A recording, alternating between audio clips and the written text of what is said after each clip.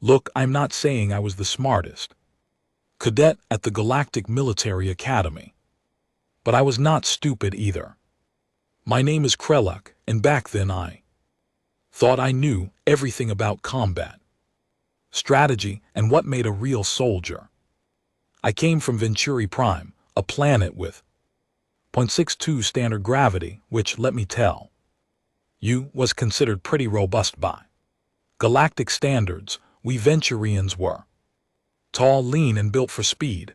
Our bones were light, our muscles were efficient, and we could move like liquid mercury when we wanted to. So when the Academy announced that humans, yes, humans from that backwater planet called Earth, would be joining the exchange program, well, you can probably guess how that went down in the barracks.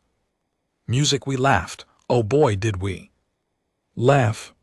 It started during morning briefing when Commander Thrace, no-nonsense Trevexian with scales that could deflect plasma rounds, and GT, music, and GT announced the news. His voice boomed through the assembly hall, echoing off the crystalline walls like thunder in a canyon. Humans would be teaching music. A new course, gravity endurance training, gravity endurance training. I looked at my bunkmate Zella, four-armed Quasari with skin that shimmered like oil on water. Her golden eyes met mine, and we both fought to keep our mandibles from clicking in amusement. Beside her, Torvik, a massive Ronger built like a walking music tank, actually snorted. The sound came out like a malfunctioning air compressor, loud and completely inappropriate music for a military assembly. Commander Thrace's eyes narrowed. He was not amused, but come on, gravity training from humans, the species that had only achieved faster than light music travel 30 years ago, the same species that still used combustion engines for ground transport.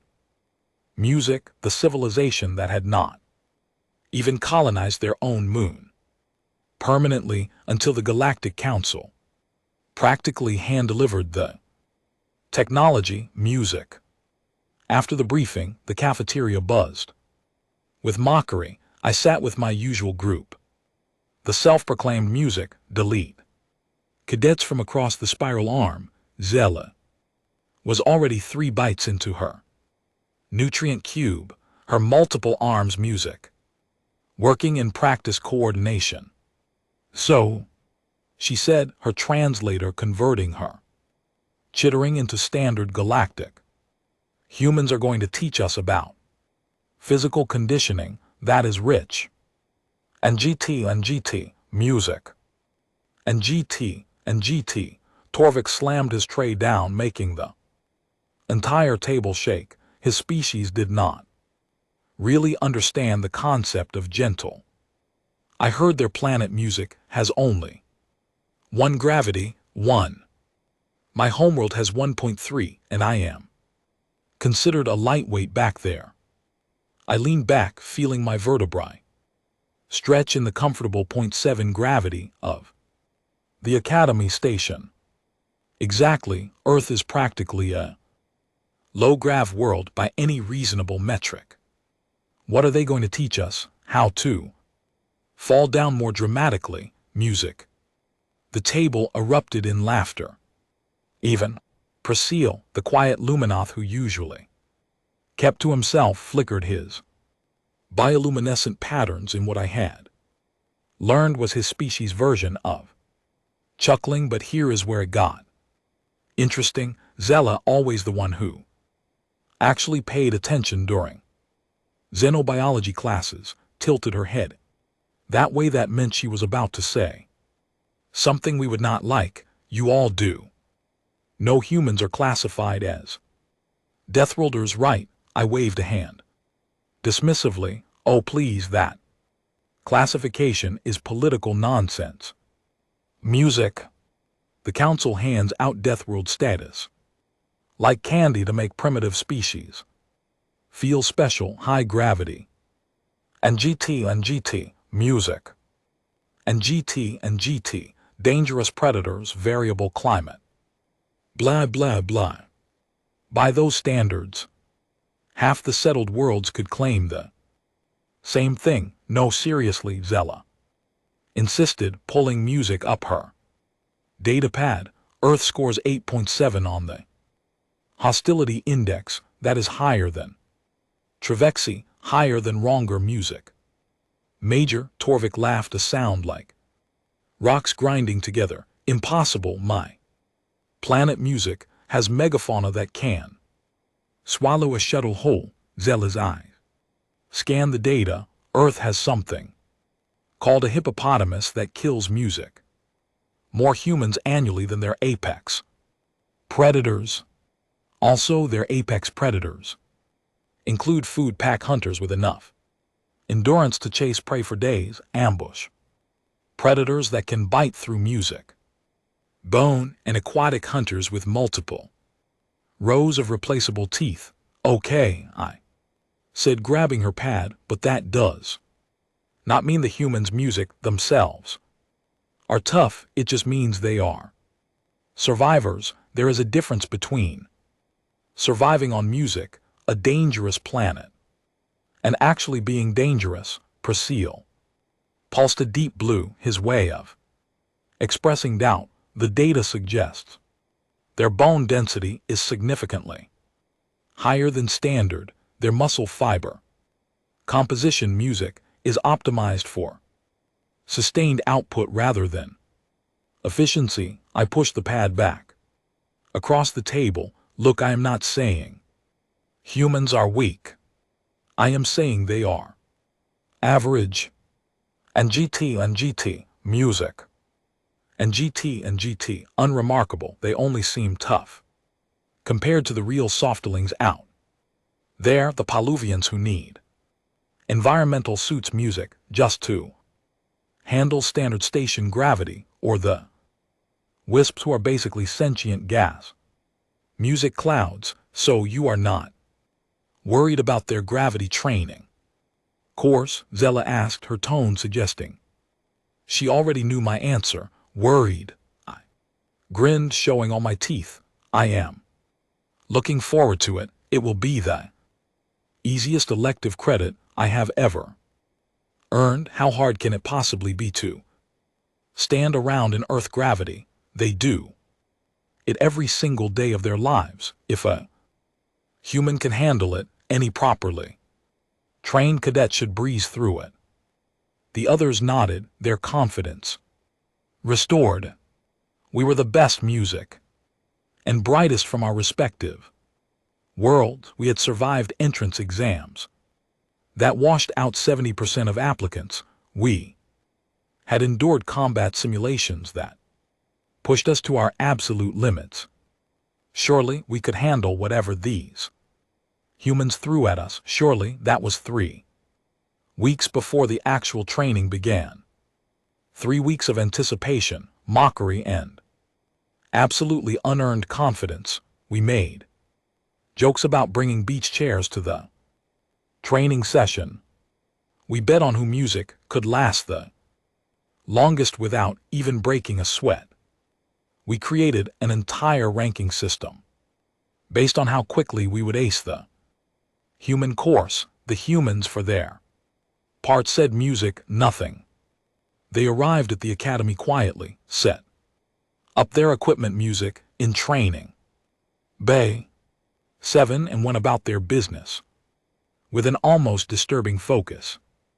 They did not engage music with our taunts. They did not rise to our provocation. They just smiled. Those smiles should have been a warning. Small, knowing music, the kind of expression you see on a predator's face right before it pounces.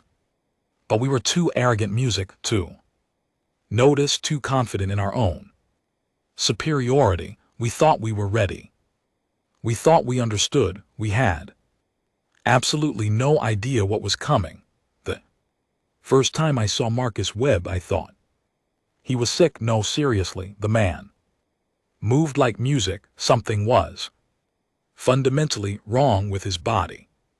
He walked into the training bay with his heavy, deliberate gait, each footstep producing a dull thud that seemed excessive for someone his size. His shoulders were broader than music any human I had seen in the databases, and his neck by the stars, his neck was as thick as my thigh. Everything about him seemed compressed, dense, like someone had taken a normal person and compacted them down into a smaller, angrier package. He was not alone. 3 other humans accompanied music, him, 2 women and another man, all moving with that same weighted, purposeful music.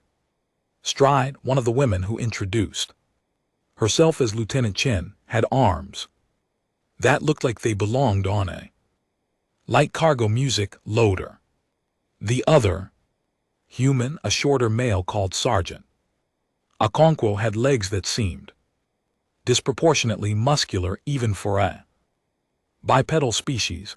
"Good morning, cadets," Marcus said, his voice surprisingly pleasant. "I am Instructor Webb, and this is my team. We will be guiding you through Earth standard gravity conditioning over the next 6 weeks. And GT, music. And GT. Torvik raised a hand, not bothering to hide his smirk. "Question, Instructor.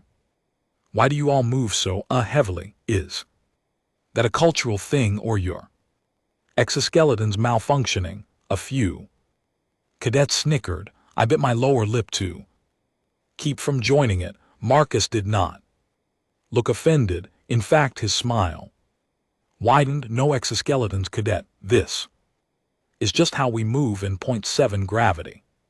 It feels well floaty to us, like we are constantly on the verge of drifting away." Zella leaned over and whispered to me, "They think music 0.7 is low gravity. They actually think this is uncomfortable." Marcus continued, gesturing to the massive cylindrical chamber behind him. "This is a variable gravity training pod. We have calibrated it to replicate music, Earth standard conditions. 1 full standard gravity. Sea level atmospheric pressure, 21%. Oxygen content. Before we ask any of you to step inside, I thought it might be helpful to demonstrate music. What we are working with." He walked. No, let me correct that. He strolled casually music toward the equipment rack along the wall. Then, without any warning or preparation, he grabbed a training music weight with one hand. The digital display flickered to life. 80 kg. 80 kg and 0.7 gravity music. That thing weighed about 56 kilos, which was still substantial. Marcus lifted it like it was a data pad. He curled it up and down, his music breathing steady and controlled. Then he switched hands and did it again. 15 repetitions, easy, casual, like he was scratching an itch. "Now," he said, "not even music. Breathing hard. This is in your comfortable gravity. In my gravity, this weighs what it actually weighs, 80 kilos." He set the weight down with a solid clunk that resonated through the deck plating. Lieutenant Chen stepped forward and, before anyone could process what was happening, she dropped to the floor and executed music. 50 push-ups in less than a minute. Her arms moved like pistons. Music smooth and mechanical, each repetition identical to the last. When she finished, she popped back to her music feet and was not even winded. Sergeant Okonkwo walked to the center of the bay, bent his knees and jumped, not a little hop, a full vertical leap that launched him nearly 2 m into the air. He landed with a controlled crouch, absorbing the Impact like it was nothing then. Straightened up with a grin, in Earth. Gravity, he said, I can jump about. Half that height, maybe a bit more on a good day. The training bay had gone. Very, very quiet. Marcus clasped his hands behind his back. You see, cadets, humans are not special because we are stronger than you in absolute terms. Many of you come from species with greater raw power. We are special because we are strong in spite of our environment. We evolved in conditions that would hospitalize most of you. Our bones are dense because they had to be. Our muscles are redundant and overbuilt. Music because anything less would not have survived. Our cardiovascular systems are, frankly, absurdly over-engineered for oxygen delivery. He paused, letting that sink in. So when we invite you to train in Earth gravity, we are not trying music to show off. We are offering you the chance to understand what made humanity the way we are, to experience music, even briefly though. Conditions that forged us. His expression shifted, and suddenly that pleasant smile carried something else. Music. Something sharp. The question is, are you tough enough to handle it? My mouth had gone music dry. Around me I could hear nervous chittering, the shuffle of feet, the subtle rustle of cadets suddenly reconsidering their mockery. Torvik for once had nothing to say. Music, even Zella's, usually confident posture had shifted, her arms folding in what I recognized as a defensive stance. And GT, music. And GT, Marcus walked toward the gravity chamber, each step deliberate and heavy. So, he said, turning to face us with music, that predator smile firmly in place. Who wants to go first? You know that moment when your pride overrides every single survival instinct in music. Your body, when your mouth starts writing checks that your body absolutely cannot cash. Yeah, that was me. Music, I will go. The words left my mouth before my brain could slam the emergency stop button. Every eye in the training music bay turned toward me. Zella's mandibles dropped open in shock.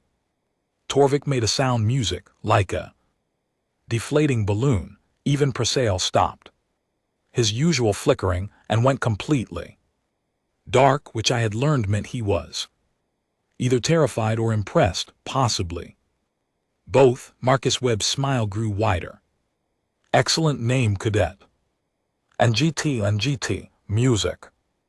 And GT, Krelak of Venturi Prime, I said, stepping forward with far more confidence than I felt. My heart was hammering against my ribcage like it was trying to escape, but I kept my spine straight and my expression neutral.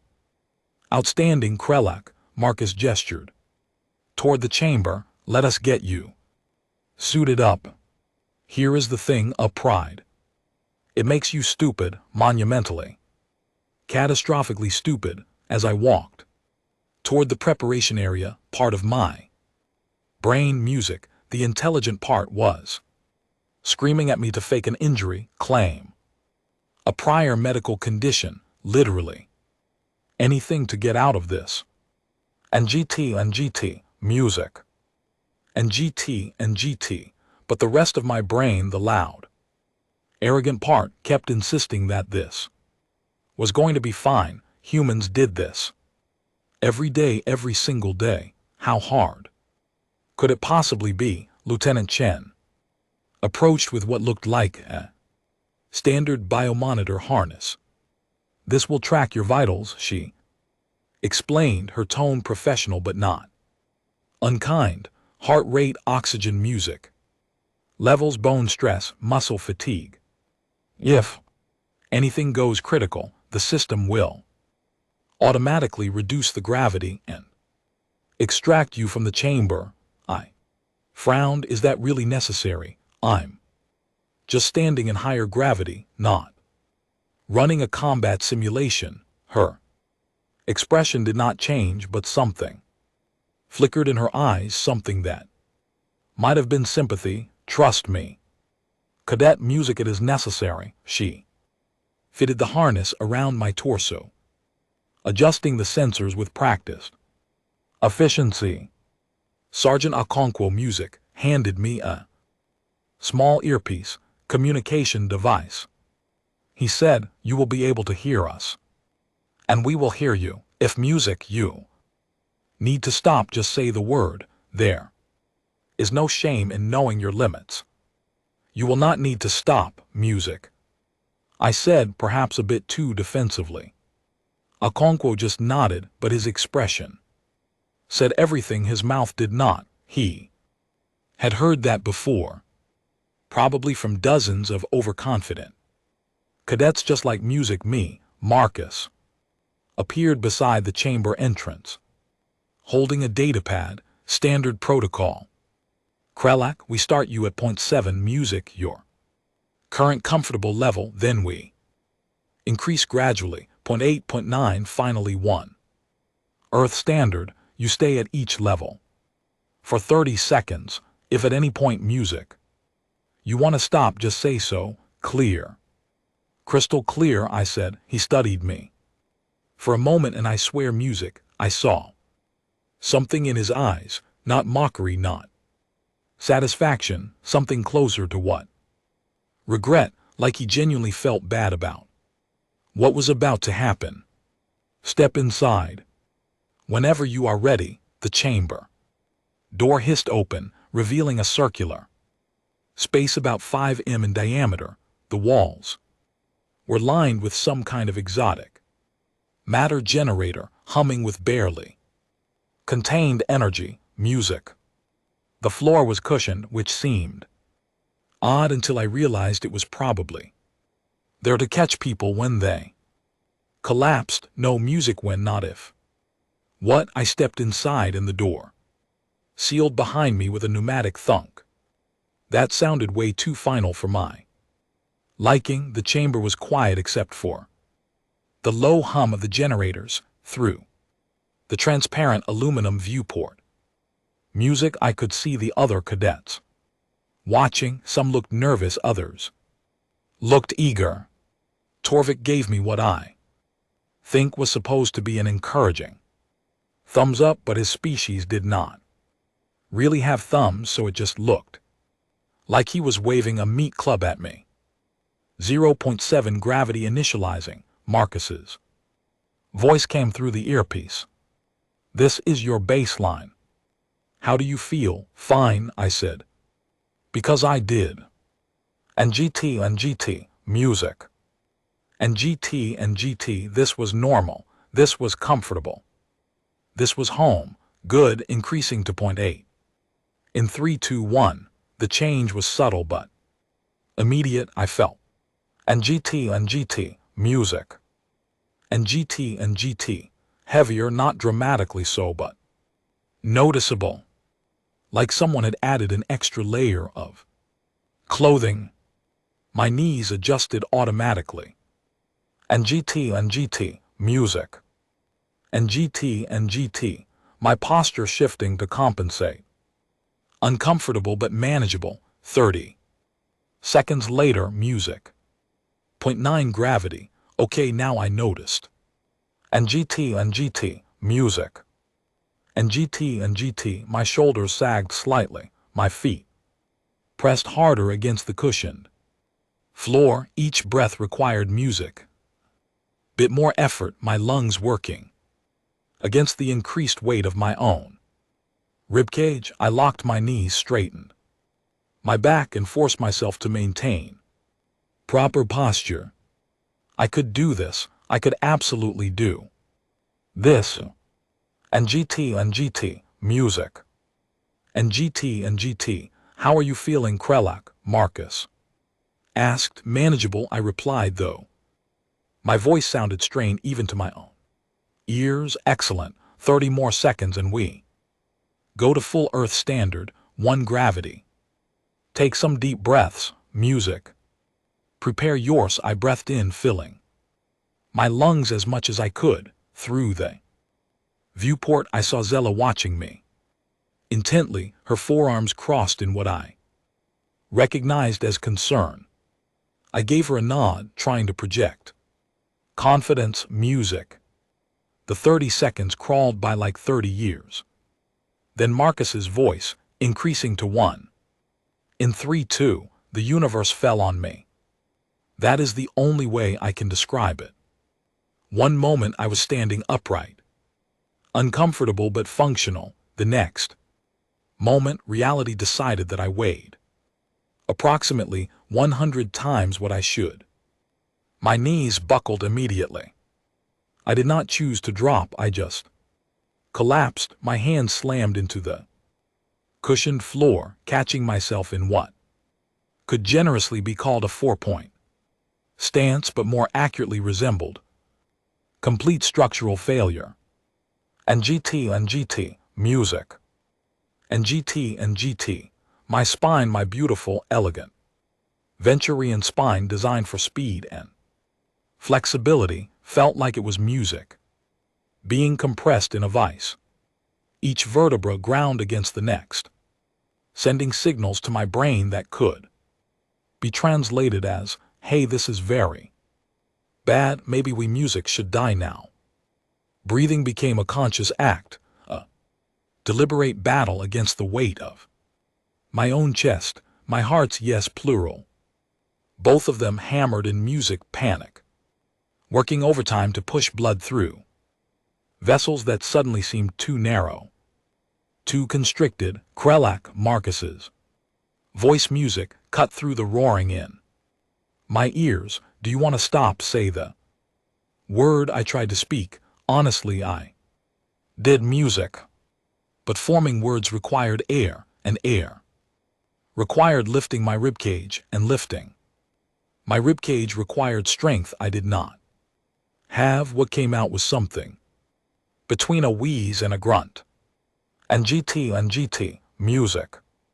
And GT, I could not even lift my head to look at the viewport, my neck muscles designed to support music, my skull and .62 gravity were utterly inadequate for this nightmare. My vision started to darken at the edges, music. My brain desperately trying to conserve resources for critical functions like not dying. 10 seconds, music. Marcus said, his voice calm. You have been in full Earth gravity for 10 seconds. 10 seconds, it felt like hours, like years, like geological ages. And GT, music. And GT, reducing to .7, he continued. Relief was instantaneous and overwhelming. The crushing weight lifted and I gasped, actually gasped, sucking in air like I had been drowning. My arms shook violently as I pushed myself up to kneeling, then with significant effort back to standing. My legs wobbled, music, like a newborn grav. Dear, the chamber door opened and Lieutenant Chen was there immediately. Steadying me with one hand, she guided me out of the chamber with surprising gentleness. And GT, music.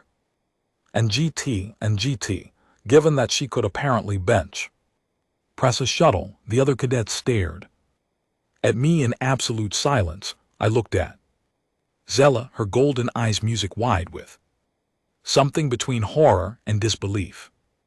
Torvik's mouth hung open, which for his species meant he was genuinely shocked. 10 seconds, I managed to croak out. I lasted 10 seconds. Marcus walked over, his expression neutral. Most first-timers do not make it past 5. He said, you should be proud, but I was not proud. I was humiliated, terrified, and suddenly deeply, profoundly music, aware that humans were not survivors despite their planet. They were weapons because of it. After My spectacular failure, you would think. The other cadets would have learned. Something you would think they would. Have looked at me, music, wheezing and trembling like I had just survived a shuttle crash and decided maybe, just maybe this was not a good idea. You would be wrong. Torvik stepped forward. Next, his massive frame radiating confidence. His species, the Frunger, were known across the galaxy for their physical prowess. They were miners, builders, music, heavy world laborers who could haul equipment that required machinery for most other species. I got this. Music, he announced, cracking his knuckles. Each pop sounded like a small firearm. Discharge. My home world is 1.3 music. Gravity, this should be easier for me. Then for you lightweights, Marcus simply nodded and gestured music toward the chamber. Let us find out. The preparation took a few minutes. Torvik required a custom harness because music, his torso was roughly the size and shape of an industrial cargo container. Lieutenant Chen had to recalibrate the music biomonitors 3 times because his resting heart rate was so slow that the system kept thinking he was already music. Unconscious, finally he stomped into the chamber, each footfall making the deck music plating groan in protest. Through the viewport we watched him stand there, arms crossed, looking supremely unbothered.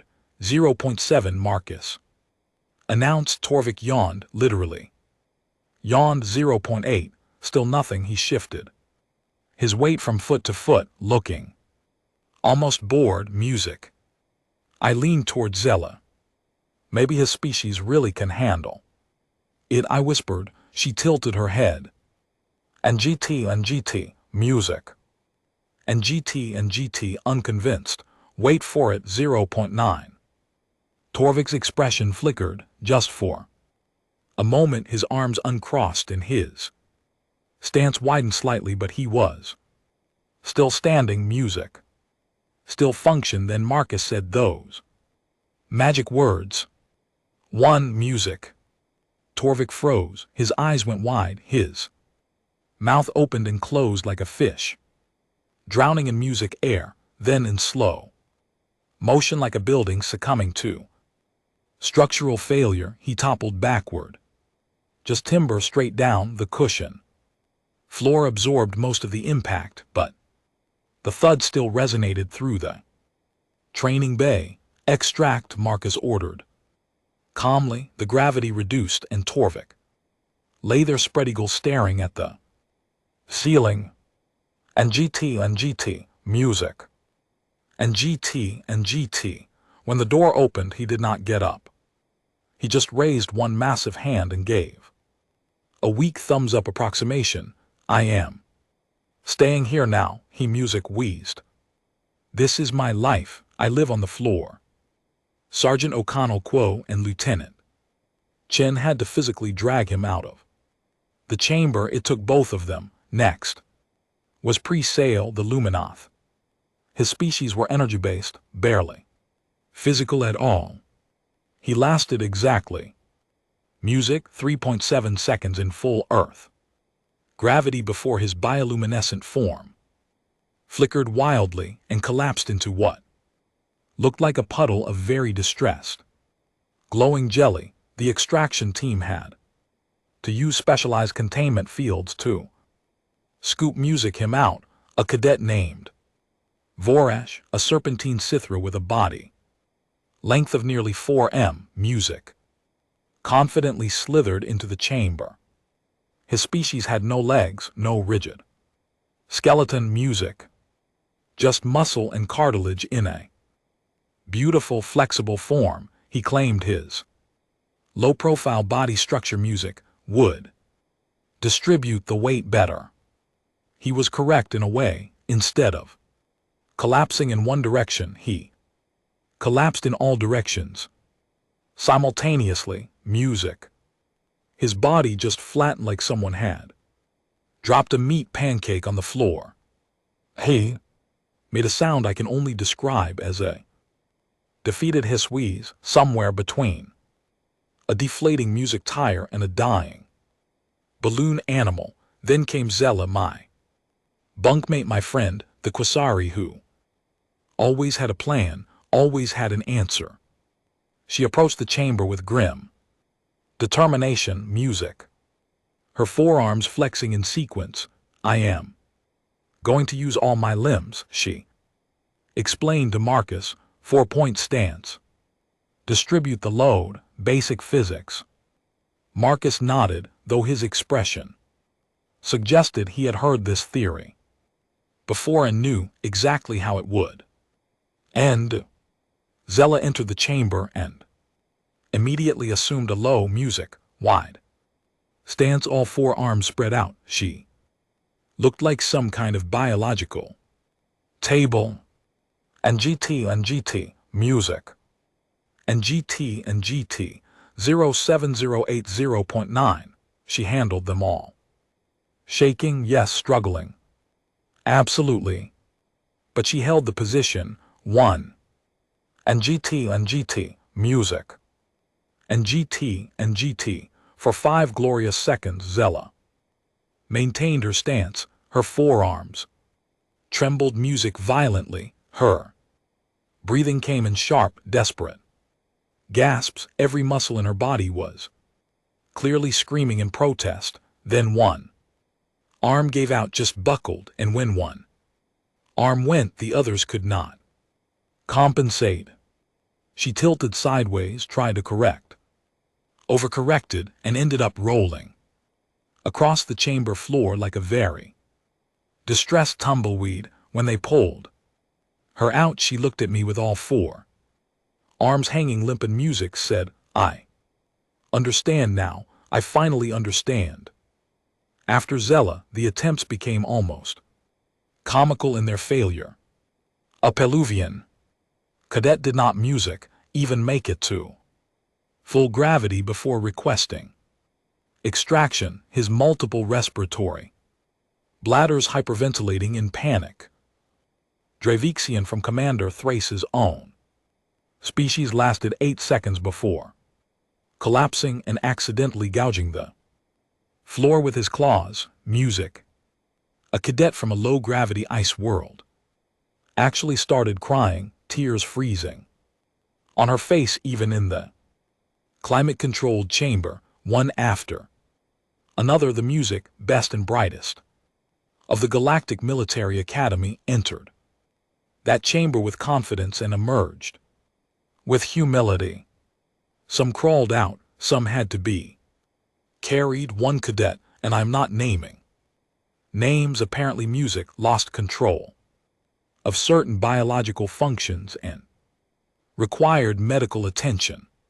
Through it all, and GT, music, and GT, the humans watched with those small, knowing smiles, not mocking, not superior, just aware. They knew exactly what we were experiencing because they experienced it every single day of their life. By the time music, Marcus called for a break. 17 cadets had attempted the challenge. 17 cadets had failed. The training bay looked like music, a field hospital with exhausted aliens sprawled across every available surface. Music groaning and comparing injuries, and standing in the middle of it all, barely even breathing hard, were 4 humans who had grown up in that crushing nightmare. Marcus clapped music, his hands together, the sound sharpened,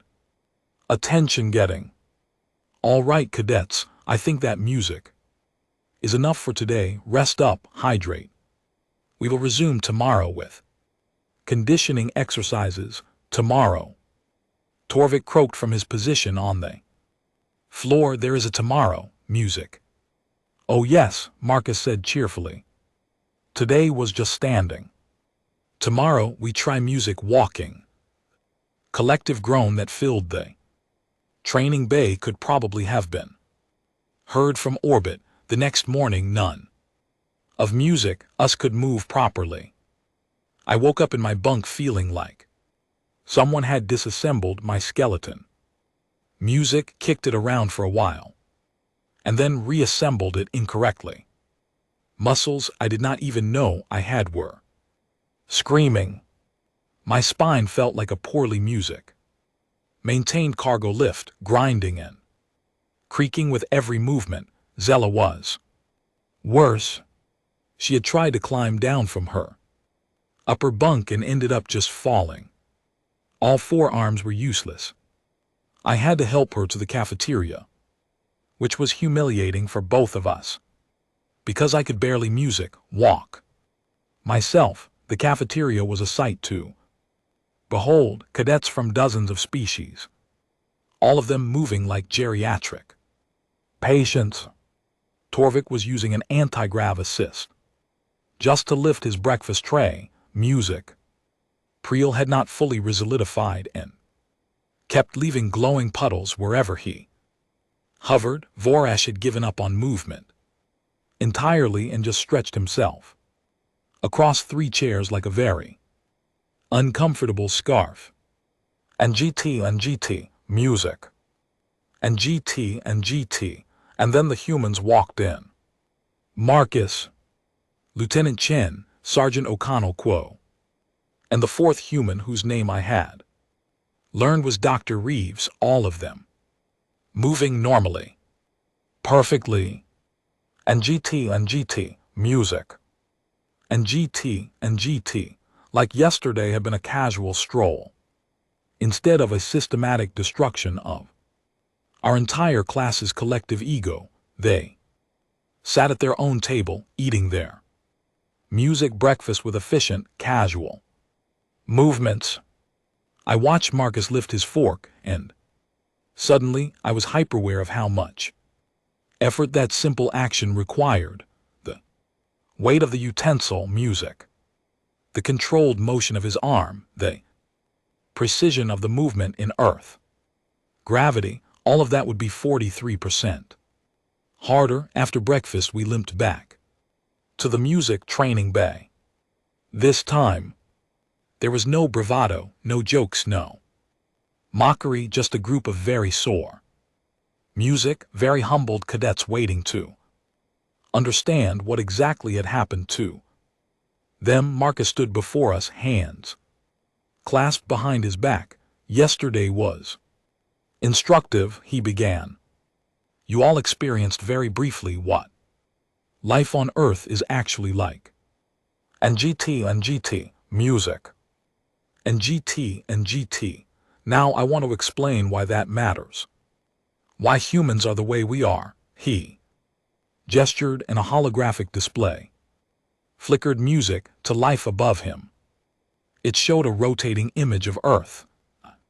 Blue and green sphere wrapped music in white clouds. Earth, he said, is classified as a death world, not because of its gravity alone, though one standard gravity is high by galactic norms, not because of its predators, though we have plenty, not even because of its diseases, music, its weather extremes, or its seismic instability. Earth is a death world because of the combination, because everything about it is trying music to kill you all at the same time. Hologram shifted, showing comparative data, music, gravity, atmospheric density, temperature variance, pathogen load, predator distribution. Every metric was highlighted in warning colors. Humans evolved under constant pressure. Marcus continued, our bones are not just strong, they are reinforced with density. That would be excessive on almost any other world. Our muscles are not just numerous. And GT, music. And GT, they are redundant. We have backup systems for our backup systems. Our cardiovascular network is absurdly over-engineered because anything less would not have survived a simple chase. Hunt on the African plains, Lieutenant. Chen stood up, rolling her shoulders. When I stand in 0.7 gravity, like here. On the station, I feel weak, floaty. Like I might drift away if I am not careful.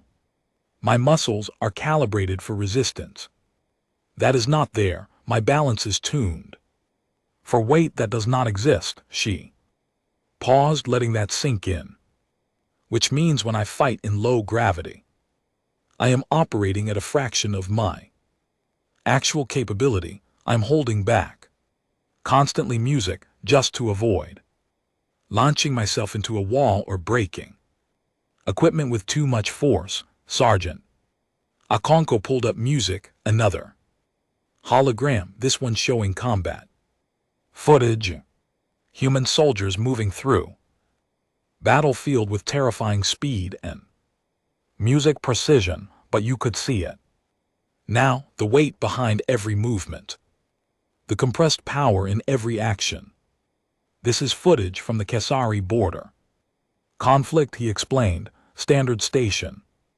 Music gravity about 0.6. Watch the human unit here. We watched a squad of human soldiers engaged. Numerically music superior force. They moved like liquid violence, each action. Explosive music and controlled. Human grabbed an enemy soldier and threw him, not pushed, threw him 5m through the air. And GT, music. And GT, another human took a hit that should have been disabling and barely flinched. His reinforced skeleton absorbing impacts that would have shattered my bones. When humans fight away music from Earth, Marcus said quietly, we are not weakened by the low gravity, we are unleashed by it. The training bay was absolutely silent. Every cadet was staring at the footage, understanding.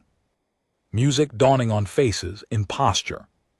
Shifts and the subtle sounds of realization. Zella spoke up, her voice small. So when you walk music around the station, you are constantly what? Weighted down. Training, even when you are just living your life, every single music moment. Dr. Reeves answered. She was older than the others, with gray in her hair and lines around her music eyes. Since the day we are born, we are lifting our own body weight against gravity that most species would consider hazardous. When human infants learn to walk, they are performing a feat of strength that would challenge many adult aliens. She smiled, but it was not unkind. You all train for strength. And GT, music. And GT, for endurance, for combat capability. We understand that, we respect it, but humans do not train to handle our environment. We train in spite of it. Every human you meet has been doing unconscious strength conditioning since they were approximately 1 year old. Marcus stepped forward. This is why Earth has never been successfully invaded, not because we have superior technology, we do not. Not because we have greater numbers, we do not, but because any species that lands on Earth has to fight us in our gravity. And GT, music. And GT, in our atmosphere and conditions that we consider normal and they consider catastrophic. The hologram shifted one final time, showing invasion projections, casualty estimates, logistical nightmares. And GT, music. And GT, every simulation ended the same way. Total failure for the invading force. So, when we offer gravity music training, Marcus said, meeting each of our eyes in turn, we are not trying to humiliate music you, we are trying to save your lives, because if you ever have to fight alongside humans or worse, fight against Music humans, you need to understand. What you are dealing with, he let that hang in the air for a moment. You are not weak, he finished. And GT, music. And GT, your species are remarkable, capable, and strong in your own ways, but humans, music, are built different, literally. Structurally, we are the product of a planet that never stopped music trying to kill us, and we survived by becoming too stubborn to die. Torvik raised a shaking hand. So what you are saying is we are completely outmatched. Marcus's smile was sharp. No, Cadet, what I am saying is that you are about to learn music, how to become stronger than you ever thought possible. Because if you can train in Earth gravity even a little, you will be music unstoppable everywhere else. Smile widened. Now let us see if you can take 5 music steps. 6 weeks later, I stood in that chamber again. 1 gravity, music. Earth standard, the universe still tried to crush me, but this time I did music. Not collapse. I stood there for a full minute, 60 seconds of controlled breathing, locked joints, and absolute music concentration. My legs shook, my spine compressed, every cell in my body screamed music in protest, but I stood. When I walked out of that chamber on my own power, no assistance, no extraction team. Marcus Webb nodded at me with something that looked suspiciously like pride. Well done, Kerlock. Those 2 words meant more to me than any commendation I had ever received. The graduation ceremony for the Earth gravity conditioning course was ironically held in the station's 0.7 gravity amphitheater. Of the 43 cadets who had started the program, 31 completed it. The other 12 had either withdrawn or been medically disqualified after various injuries. Nothing permanent, thankfully, but enough to teach everyone involved a very music painful lesson about hubris. Commander Thrace presided over the ceremony, his scaled face unreadable as always. When he called us forward to receive our certifications, there was no mockery in the audience, no laughter. The cadets who had not taken the course watched us with something between respect and terror. We were different now, all of us. The way we moved had changed. Our posture, our balance. And GT, music. And GT, our understanding of our own bodies had fundamentally shifted. We carried ourselves with a new awareness, a hard-earned knowledge of what real music strength actually meant. Marcus gave a short speech. He talked about perseverance, about pushing limits, about the importance of understanding your allies as much as your enemies. But what I remembered most was his final statement. You have all experienced a fraction of what it means to be music human, he said. You have felt the weight we carry every moment of our lives, and you survived. Clears throat it. Music. That makes you stronger than you were 6 weeks ago, stronger than most beings in this galaxy will ever be. He paused, scanning music, the assembled cadets. But never forget, this is our normal. This is what we wake up to every single day. So when you see a human moving casually through a combat zone, lifting equipment, music that should require machinery, or surviving injuries that would kill most species, remember this moment. Remember how it felt to stand in music, our world. After the ceremony, our class gathered one final time in the cafeteria. It had become tradition. Apparently, the survivors of human gravity training sharing a meal and comparing notes. And GT, music. And GT, Torvik, who had somehow gained muscle mass during the program despite his species' typically fixed physiology, raised his drink. And GT, music. And GT, to never ever complaining about standard station gravity again. We all drank too. That Zella leaned music back in her chair, all four arms stretched out in exhausted satisfaction. You know what the truly terrifying music part is? Some humans actually consider their planet pleasant, comfortable. And GT, music. And GT, they vacation there on Presol, who had learned to maintain solid form, even under stress, pulsed a thoughtful orange. I have been researching human military history. Did you know they have fought wars on their own planet in conditions even more extreme than standard? Mountains with thin atmosphere, deserts with temperatures that would liquefy most species, jungles with humidity that makes breathing feel like drowning, and they won those wars. And GT, music. And GT, Voresh added, his serpentine form coiled comfortably around his chair against other humans. And GT, music. And GT, who were equally adapted to those nightmare condition. I sipped my drink, thinking about the past 6 weeks. Clears throat.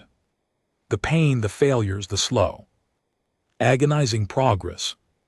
I thought about Marcus and his team, living their entire lives under that crushing weight and somehow remaining cheerful, patient, kind. I made a decision right then, a personal rule that I have followed ever since. So I said, getting everyone's attention, I propose we make a pact, all of us here right now. They looked at me, music, expectantly.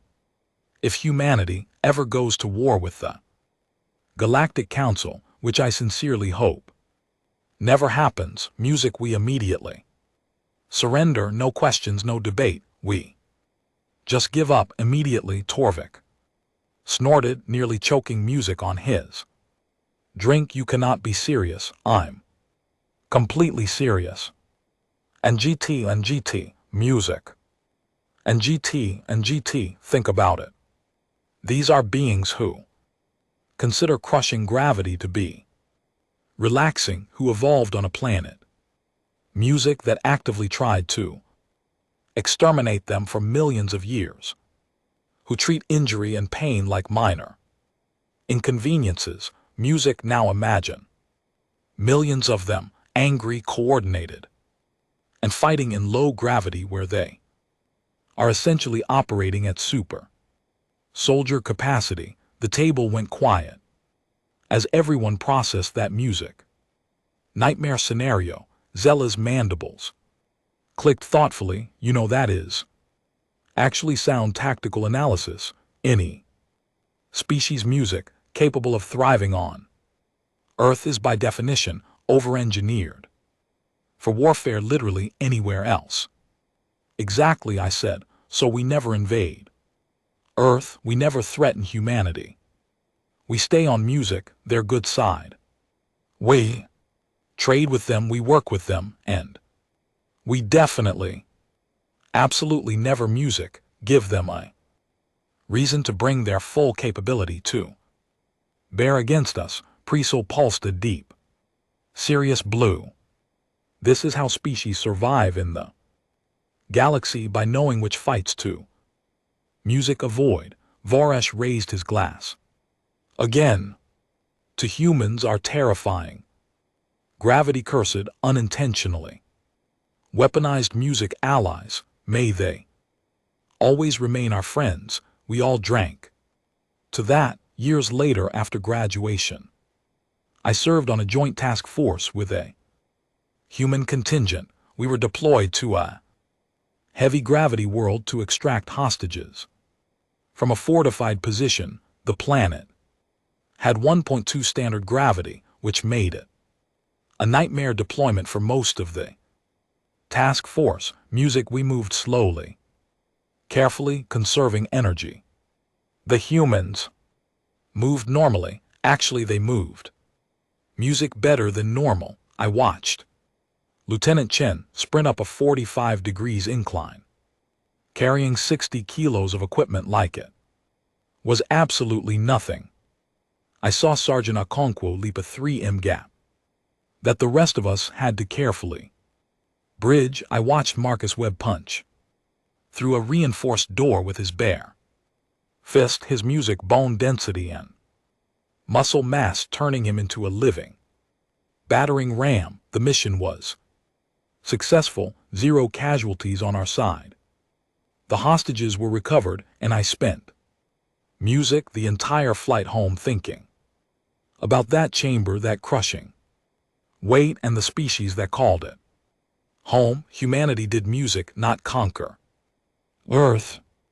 Earth forged humanity, compressed them, refined them, turned them into something that could survive anywhere, fight anyone, and never ever quit. And the truly terrifying thing, they do not even realize how dangerous they are. And GT, music, and GT, they think they are normal, average, unremarkable. They walk through the galaxy-friendly music and helpful and kind, completely unaware that they are biological weapons wrapped in friendly smiles. So yeah, I learned my lesson in music, that chamber. Never underestimate humans. Never mock their world. Never assume that just because they are kind, they are weak. Because the species that learned to thrive under crushing gravity did not do it by being soft. They did it by being absolutely terrifyingly, unbreakably strong, and they do it every single day without even thinking about it. That is humanity. That is Earth. That is what it means to be a death music world, and I am very, very glad they are on our side.